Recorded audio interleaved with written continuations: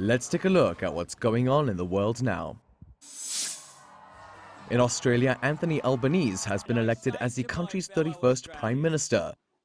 The win in Saturday's general election ends almost a decade of Conservative rule, with preliminary figures showing that the leading Labour Party is just 4 seats shy of the 76 House seats needed to form a government alone, with 14 seats still open.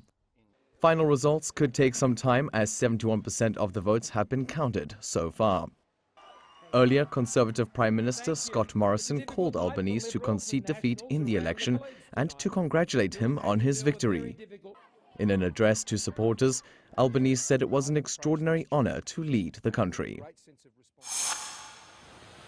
Over the weekend, the U.S. saw polarizing weather events as a sizzling heatwave hit much of the East Coast, pushing temperatures in New York and Boston to near record highs. The National Weather Service said on Friday that temperatures reached as high as 35 degrees Celsius, much higher than the cool springtime weather of this time of year, which usually only reaches the lower 20s.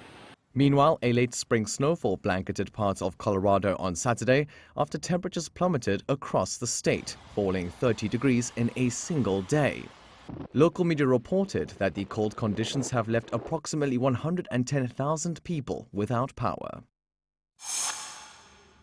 On Sunday, female presenters on local TV stations in Afghanistan voiced their frustration over a new Taliban ruling requiring them to cover their faces when on air.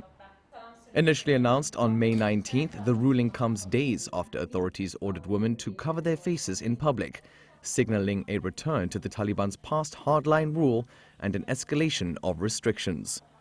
The Taliban's Minister of Vice and Virtue, Akif Muajir, told Reuters face coverings for TV presenters were required from May 21st.